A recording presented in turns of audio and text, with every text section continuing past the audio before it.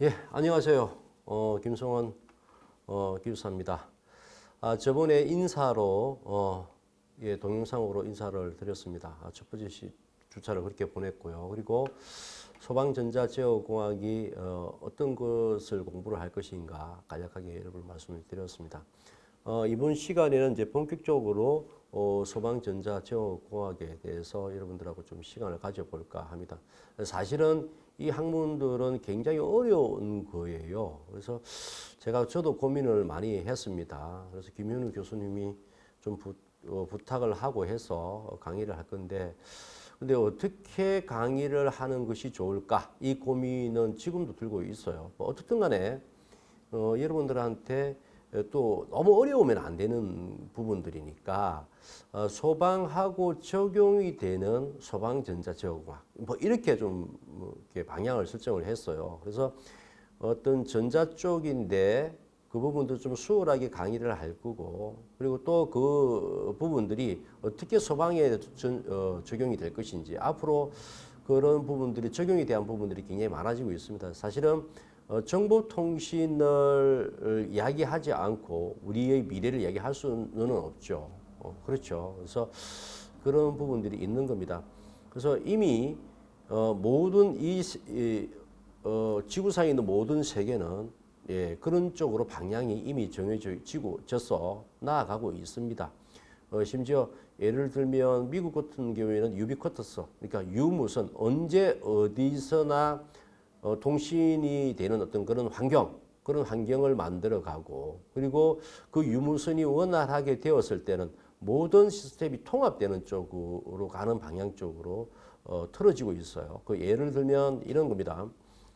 소방은 사실은 이제 전용이고 싶어 해요. 뭐냐면 외부에 있는 설비와 같이 묶어가는 부분들을 그렇게 원하지는 않습니다. 그런데 소방에 대한 어떤 그런 부분들이 더 효율적으로 움직일 수밖에 없는 거고, 예를 들면 이런 겁니다.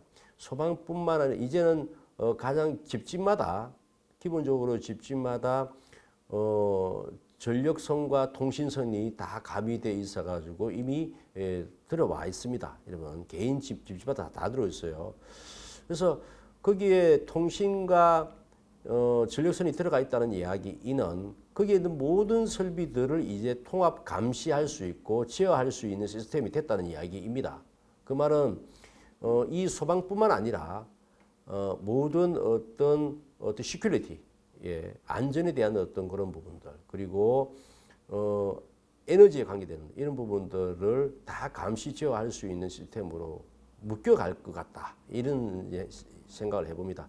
예를 들면 뭐냐면은 한 건축물이 있고 그 건축물이 어떤 소방에 대한 어떤 시스템을 가지고 가기 위해서는 여기 내부에 안전관리자가 없다 하더라도 여기에 있는 시스템이 문제가 있었을 때는 외부에서 언제든지 관리 감독을 감시 제어를 할 수 있는, 심지어 핸드폰으로도 제어할 수 있는 시스템을 갈 것 같다. 이제 이런 부분을 얘기해 줄 수 있는 겁니다. 얼마 전에 여러분들 좀 이야기를 들어봤나요? 원격 진료 시스템이라는 게 있습니다. 의사들이 그죠. 여러분들이 이제 어디 몸이 아프면 수술을 한다고 그러면 수술을 하고, 그리고 당분간은 짧은 시간에 이제 통원 치료를 하죠. 그리고 치료를 받다가 나중에는 이제 외래 진료를 받습니다. 그래서 뭐 일주일에 한 번, 뭐 2주일에 한 번 이런 식으로 되잖아요. 이제 그런 부분들은 전부 다 이제 원격 진료로 될 가능성이 크다는 얘기입니다. 물론 의사 분들은 굉장히 반발을 하죠. 그 자동적인 어떤 부분들로 가게 되면, 시스템을 가게 되면 그것은 바로 자기들 밥그릇이기도 하죠. 이해는 갑니다만은 이 세상의 모든 어떤 방향성은 그 방향입니다. 그건 안 갈래야 안 갈 수가 없는 거죠. 그래서 비효율적인 부분들을 효율적으로 가는 부분들은 계속적으로 진행될 가능성이 크다. 이렇게 말씀드릴 수가 있습니다. 제가 수두에 왜 말씀을 드리냐면, 전자제어공학이라는 어떤 그 시스템이 소방에 적용되었을 때 어떻게 변화될 것인지는 보여지지만 앞으로 어떻게 더 빨리 변화될 것인지 이런 부분들, 그리고 어떻게 변화될 것인지 이런 부분들은 추론을 할 수 있지만 굉장히 빠르게 진행될 가능성이 크다는 얘기입니다. 우리나라의 정보통신은 굉장히 빠르게 진행되고 있고 다른 선진국에 비해서 잘 되어 있다고 봅니다. 자, 그런 부분들이 굉장히 상위에 있고 소방에 대한 부분들은 아직 여기 있는 겁니다. 그 소방의 정보통신을 가미했을 때는 어떻게 변화될 것인가는 저는 짐작이 안 갈 만큼의 굉장히 빠르게 그리고 상위의 어떤 시스템으로 바뀔 가능성이 있다. 그래서 여러분들이 적어도 이 시스템에 대해서는 좀 알아둘 필요가 있다. 이런 생각이 들어서 제가 소방전자제어공학을 하기 전에 말씀을 드렸고, 그래서 여러분들도 소방을 배우는 데 있어서 전자제어공학이 어떻게 적용될까 이런 고민을 해본다고 그러면은 굉장히 좀 중요한 시간이 되지도 않을까 이런 개인적으로 생각이 듭니다. 일단은 소방전자제어공학에 오늘 해야 될 내용들이 있으니까 한번 보도록 하죠. 자, 소방전자제어공학은 저는 이제 이렇게 말씀드렸습니다. 원자 및 원소 주기율표요. 어떻든 모든 컴퓨터공학, 제어공학의 위쪽은 전자고요. 전자의 어머니는 전기입니다. 그래서 모든 것은 또 전기에서 나오는 거죠. 그래서 전기는 기본적으로 전자의 기본을 배우는 거니까요. 그래서 그것이 가장 기본적인 부분들은 원자와 주기율표입니다. 그리고 그것에 대한 반도체를 배우게 될 거고요. 그리고 시퀀스를 배우게 될 거고, 부울대수, 두모르 간의 정리, 자동 제어에 대해서 여러분들하고 시간을 가져가 보도록 하겠습니다. 물론 이거 외에 필요한 것들이 있다고 그러면 여러분들하고 또 시간을 좀 더 가져가면서 볼 거고요. 자, 원자와 원소의 주기율표와 소방 이렇게 되어 있습니다. 일단 원자의 구성을 좀 알 필요가 있는데 이거 한번 보세요. 원자는 기본적으로 원자 핵이 있습니다. 물론 이제 여러분들 공부를 지금은 이제 학사니까 일본 기본적으로 알고 계실 거예요. 그러니까 지금 이 학문을 넣어둔 거겠죠. 그리고 원자 핵에는 두 가지가 있습니다. 하나는 양성자와 중성자가 있다. 이렇게 보이는 거죠. 그리고 외부에는 이런 전자가 돌고 있습니다. 자, 이런 어떤 외곽에는 전자가 이렇게 돌고 있습니다. 자, 일반적으로 뭐냐면 내부에 중성자가 하나, 둘, 세 개가 있으면 양성자가 하나, 둘, 세 개가 있습니다. 그리고 전자가 하나, 둘, 세 개가 이렇게 있습니다. 자, 이렇게 있습니다. 그래서 그렇게 되면 자, 이 중성자 세 개는 극성을 띠고 있지가 않고요. 양성자는 양의 성질을 띠고 있습니다. 세 개가. 그리고 이 전자들의 세 개는 음의 성질을 띠고 있어요. 그래서 이 음의 성질을 띠고 있는 전자의 전하량은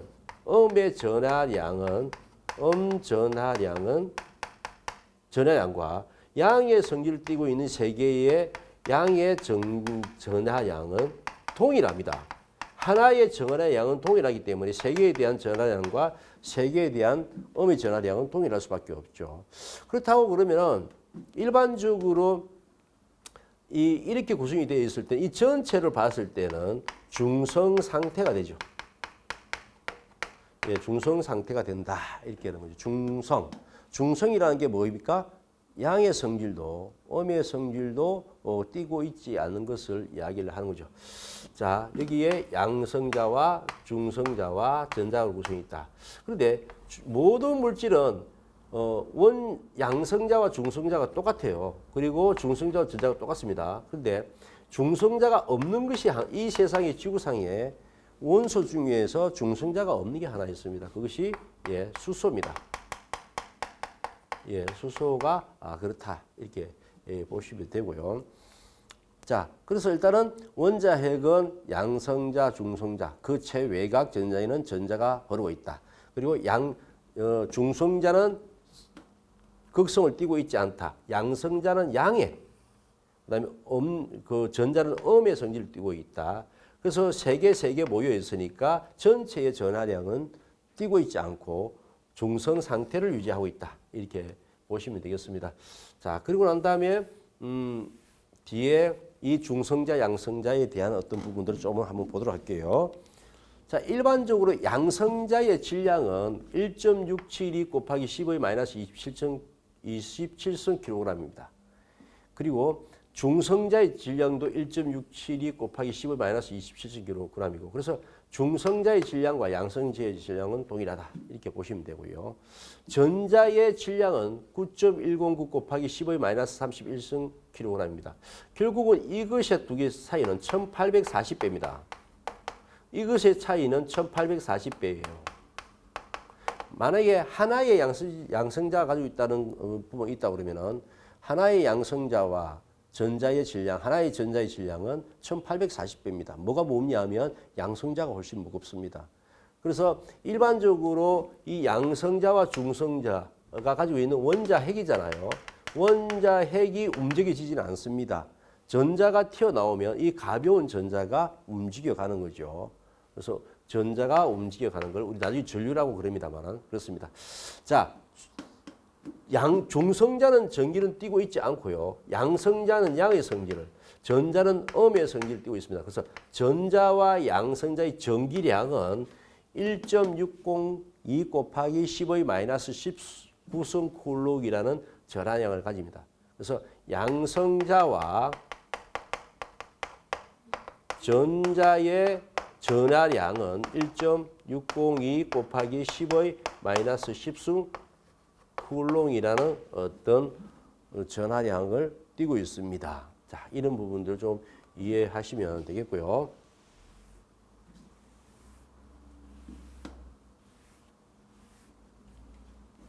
자, 일단 전류를 좀 알아봅시다. 자, 전류는 여러분 많이 들어보셨을 거예요.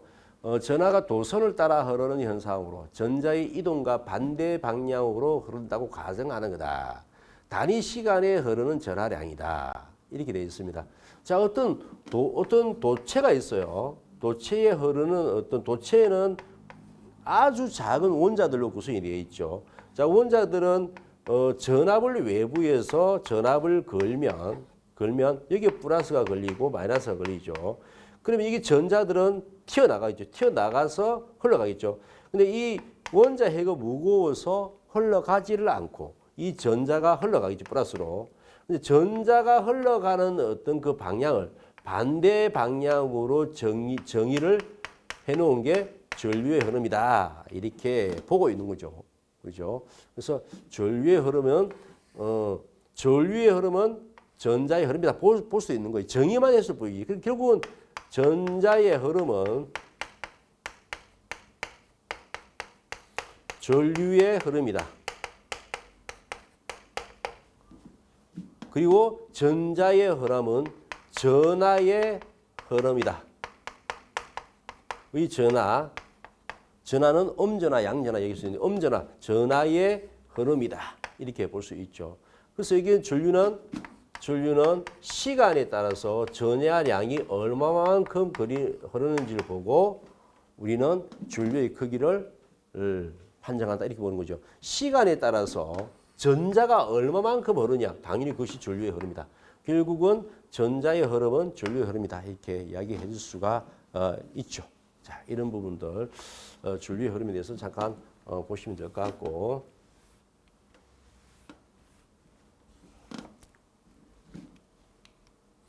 자, 원자의 표기에 대해서 좀 알아볼 거예요. 원자의 표기에 대해서요.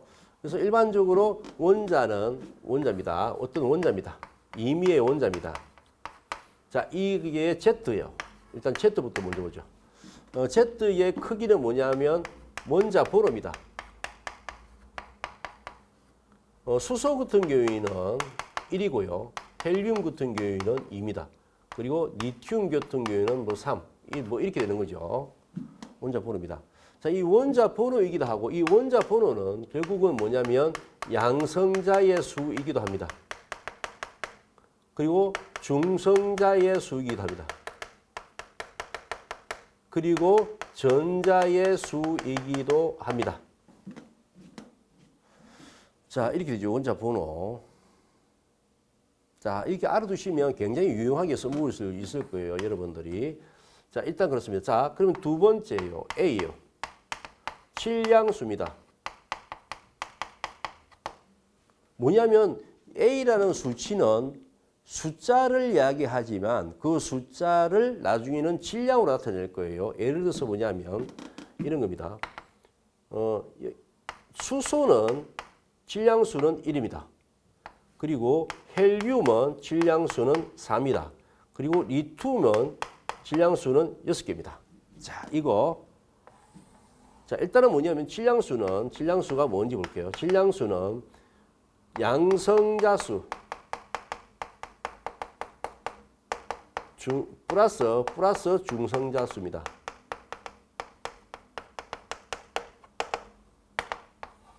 그러니까 만약에 헬륨이 2개일 때는 어떤 헬륨이 2개일 때는 뭐다고요? 질량수는 4라고 표현을 하는 거죠. 그리고 리튬이 3이니까 원자 번호는 뭐냐면 질량수는 6개가 됩니다. 자, 여기에 어떤 의미가 있냐면 그럼 교수님 전자수는 어디로 갔습니까? 이거죠. 전자수는 이 중성자 하나의 무게의 1840분의 1입니다. 양성자 하나의 1840분의 1입니다. 자, 2개를 따지기면 3700분의 1입니다. 그리고 전자가 하나 있는 게 아니죠. 그래서 사실은 뭐냐면 전자수에 비해서 양전사, 중전사의 무게가 굉장히 크기 때문에 그 질량에는 포함이 되어 있지 않다. 이렇게 보면 되는 겁니다. 자, 그래서 무게를 따질 때는 전자의 수는 들어가지 않는다. 양성자 수와 중성자 수만 들어간다. 그러면 수소는 1이 되고 이것은 뭐냐면 1g이 됩니다. 그럼 수소는 원자 번호가 1이다 그러면은 양성자와 중성자가 있기 때문에 2가 되어야 되지 않습니까? 이야기를 하는데 수소만 이 세상의 모든 물질 중에서 수소만 양성자만 있습니다. 중성자가 없습니다. 양성자만 존재합니다. 그렇기 때문에 그렇습니다. 자, 그렇죠. 자, 그러면 일단은 요 부분을요. 그러면은 헬륨은 질량수는 4입니다. 자, 이것은 4g입니다. 그리고 리튬은 질량수는 6입니다. 그래서 이것은 6g을 이야기합니다. 자, 질량수가 이 수치가 뭐다고요? 질량수가 됩니다. 자, 여기에 여러분들 이해가 가나요? 이해가 안 감. 이해가 감? 이해가 안 감. 사실은 4g이라는 어떤 6g이라는 부분들이 어떻게 보면 굉장히 큰 수치죠. 원자는 눈에 보이지 않는 어떤 그런 부분들인데 아니 4g이라는 것들은 이 수치가 굉장히 큰 거잖아요. 4g이 이해가 돼요? 안 되잖아요. 여기에는 좀 이따가 배울 몰수에 있는 개념의 어떤 부분이 들어간다. 그래서 일단은 몰수 할 때 또 배우겠지만 몰수라는 개념이 뭐냐면 이런 겁니다. 기본적으로. 자, 헬륨이 4g, 헬륨의 질량수 4다. 그럼 4g이라는 이 뜻은 헬륨이 하나가 있다는 게 아니고 헬륨이 22.4리터 안에의 부피 안에 6 곱하기 10의 23승계의 헬륨 개수가 들어가 있다. 그래서 이것의 무게가 어떻다고요? 4g이다. 이렇게 되는 겁니다. 6 곱하기 10의 23승계예요. 이게 뭐냐면 사하라 사막에서 표면에서 1m까지의 전체 모래 개수가 그 정도 된다고 합니다. 굉장히 많은 개수죠. 그러니까 4g이 되는 거죠. 그러니까 이해가 되나요? 그러면 리튬 6g이면 어떻게 되는 거예요? 리튬이 질량수가 6이다. 그리고 이것이 6g이다. 자, 이 뜻은 뭐냐면 리튬 22.4리터 안에 부피 안에 뭐가요? 6 곱하기 10의 23승계라는 리튬이 뭐다고? 들어가 있다. 그래서 그 6g이 되었다. 자, 이렇게 이야기를 하면 더 편할 것 같습니다. 그렇죠? 이제는 이해가 갔습니다. 왜 질량수라는 어떤 그런 개념들이 잡혀가는지, 그리고 그 무게가 그렇게 높았는지를 이해갈 거라고 생각이 들고요. 자, 그 다음에 이제 두 번째는 여기는 질량수고요. 자, B요. B는 이온수입니다. 이온수. 이온을 나타냅니다. 이온을 나타냅니다. 이온과 이온수를 나타냅니다. 자, 이온은 음이온이 있고요. 양이온이 있습니다. 그리고 이것을 부르기 전에 뭐냐면 그냥 중성이 있습니다. 자, 리튬 같은 경우에는 보십시오. 리튬 같은 경우에는 수소, 헬륨, 리튬입니다.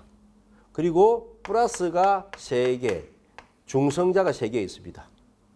중성 상태잖아요. 근데 만약에 여기에 전자가 하나 뺏긴다고 그러면, 자, 이것은 중성인데 마이너스가 하나 뺏기면 이 전체에 플러스 양의 성질이죠. 이거 양이온이 됩니다. 이건 음이온이 되고요. 그러면 이 리튬의 표현을 할 때는 뺏겼으니까 뭐냐면 플러스로 넣고 이렇게 표현합니다. 자, 양이온은 뭐냐면 어떤 수치의 플러스라고 표현합니다. 그리고 음이온은 마이너스라고 표현합니다. 마이너스는 보통 어떤 리튬이 이렇게 하나, 둘, 3개가 있으면 여기에 전자가 들어왔습니다. 없을 때는 중성이죠. 전자가 들어오면 음의 성질을 띠게 되죠. 그럼 뭐요? 요렇게 표현을 합니다. 한마디로 뭐냐면, 여기에 플러스와 마이너스를 표기하는 내용은, 우측 상단에 있는 내용은 뭐냐면 음의 성질을 띠느냐 양의 성질을 띠느냐. 근데 원자는 보통 외부에서 전기가 들어오는 경우도 있고 외부에서 나가는 경우가 있습니다. 근데 보통 최외곽 전자가 하나나 2개 있는 것들은 외부로 잘 나가고요.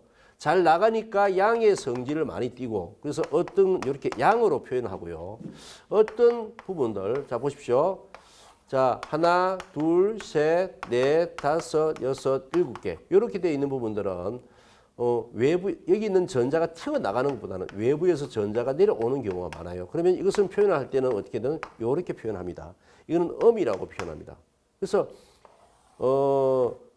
원소 주기율 표주기에서 우측 쪽에 있는 내용들은 거의 대부분이 마이너스로 될 가능성이 크고, 그 다음에 좌측 쪽에 있는 부분들은 플러스로 될 성향들이 크다. 이렇게 보시면 되겠습니다. 자, 이런 부분도 있고요. 그 다음 네 번째는 A입니다. 자, 이것은 분자수를 얘기합니다. 분자수를 얘기합니다. 여러분들이 보세요. 자, 이것은 뭐냐면 수소 원자가 2개 되어 있는 분자를 얘기하는 겁니다.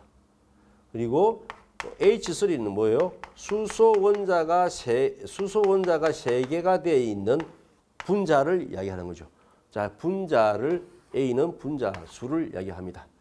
자, 그래서 뭐 예를 들면 자, 이렇게 헬륨은 2, 4 이렇게 표현합니다. 이렇게 이것은 뭐다고요? 원자 번호, 양성자수, 그다음에 중성자수, 전자수. 요거는 중성자와 양성주의 합. 그리고 헬륨 이렇게 표현하면 뭐다고요? 이렇게 표현하면 양의 성질을 띠고 있다. 헬륨은 이렇게 되면 뭐예요? 음의 성질을 띠고 있다. 이것은 잘 띠기 어렵고 양의 성질을 띌 가능성이 크다. 그리고 헬륨 2 이건 뭐냐면 분자수를 말한다. 이렇게 보시면 되겠죠. 자, 원자의 표기에 대해서 일단 알아두시면 쓰임새가 많다. 이렇게 보시면 되겠습니다.